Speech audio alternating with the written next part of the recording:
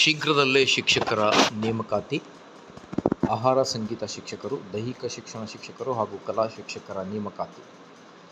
ಸಚಿವ ಮಧು ಬಂಗಾರಪ್ಪ ಅವರಿಂದ 10,800 ಶಿಕ್ಷಕರ ನೇಮಕಾತಿ ಕುರಿತು ಒಂದು ಲೇಟೆಸ್ಟ್ ಅಪ್ಡೇಟನ್ನು ತಮ್ಮೊಂದಿಗೆ ಶೇರ್ ಮಾಡ್ತಾ ಇದ್ದೀನಿ ವೀಕ್ಷಕರೇ. ವಿಡಿಯೋನ ಸ್ಟಾರ್ಟ್ ಮಾಡೋಣ. ಅದಕ್ಕಿಂತ ಮುಂಚೆ ನೀವು ಕೊಡುವ ಒಂದೇ ಒಂದು ಲೈಕ್ ನಮಗೆ ಸಪೋರ್ಟ್ ಆಗಿರುತ್ತೆ. ದಯಮಾಡಿ ವಿಡಿಯೋನ ಲೈಕ್ ಮಾಡಿ, ಅದರ ಜೊತೆಗೆ ನಮ್ಮ ಯೂಟ್ಯೂಬ್ ಚಾನಲನ್ನು ಕೂಡ ಸಬ್ಸ್ಕ್ರೈಬ್ ಮಾಡಿಕೊಳ್ಳಿ. ಆತ್ಮೀಯ ಶಿಕ್ಷಕ ಆಕಾಂಕ್ಷಿಗಳು, ಭಾಳಷ್ಟು ಈಗರ್ಲಿ ವೇಟ್ ಮಾಡ್ತಾ ಇದ್ದೀರಾ ನೋಟಿಫಿಕೇಷನ್ ಬರೋದು ಯಾವಾಗ ಅನ್ನೋದ್ರ ಬಗ್ಗೆ. ಸೊ ಬನ್ನಿ, ಹಾಗಿದ್ದಲ್ಲಿ ಮಾಹಿತಿ ಏನಿದೆ ಅಂತ ಡೀಟೇಲ್ ಆಗಿ ನೋಡ್ತಾ ಬರೋಣ.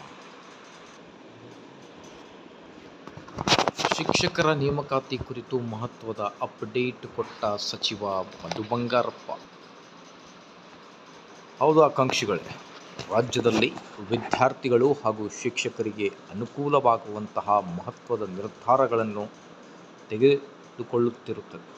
ಹಾಗೆ ಇದೀಗ KPS ಶಾಲೆಗಳ ಗುಣಮಟ್ಟವನ್ನು ಮತ್ತಷ್ಟು ಹೆಚ್ಚಿಸುವ ಉದ್ದೇಶದಿಂದ ಶೀಘ್ರದಲ್ಲೇ ಶಿಕ್ಷಕರನ್ನು ನೇಮಕಾತಿ ಕ್ರಮ ಕೈಗೊಳ್ಳಲಾಗುತ್ತದೆ ಎಂದು ಸಚಿವ ಮಧು ಬಂಗಾರಪ್ಪ ಅವರು ಮಾಹಿತಿಯನ್ನು ನೀಡಿದ್ದಾರೆ.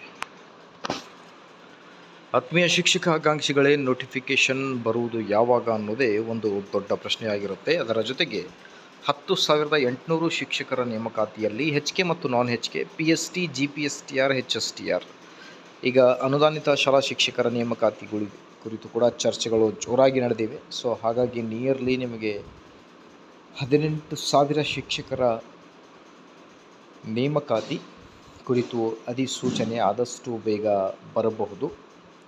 ಬಿಕಾಸ್ KPS ಶಾಲೆಗಳಾಗಲಿ ಮತ್ತು ಸಂಗೀತ ಶಿಕ್ಷಕರ, ದೈಹಿಕ ಶಿಕ್ಷಣ ಶಿಕ್ಷಕರ ನೇಮಕಾತಿ ಪ್ರಾಥಮಿಕ ಮತ್ತು ಪ್ರೌಢಶಾಲೆಗಳಲ್ಲಿ ಶಿಕ್ಷಕರ ಕೊರತೆ ಭಾಳಿದೆ ವೀಕ್ಷಕರೇ. ಹಾಗಾಗಿ ಆದಷ್ಟು ಬೇಗ ನೇಮಕಾತಿ ಕುರಿತು ಆದೇಶ ಬರಬಹುದು ಅನ್ನೋದ್ರ ಬಗ್ಗೆ ಒಂದು ಹೋಪ್ ಆಗಿರುತ್ತೆ. ಆದಷ್ಟು ಬೇಗನೆ ನೇಮಕಾತಿ ಆದೇಶ ಬರಲಿ. ಮಾಹಿತಿ ಇಷ್ಟದಲ್ಲಿ ಲೈಕ್, ಶೇರ್, ಸಬ್ಸ್ಕ್ರೈಬ್.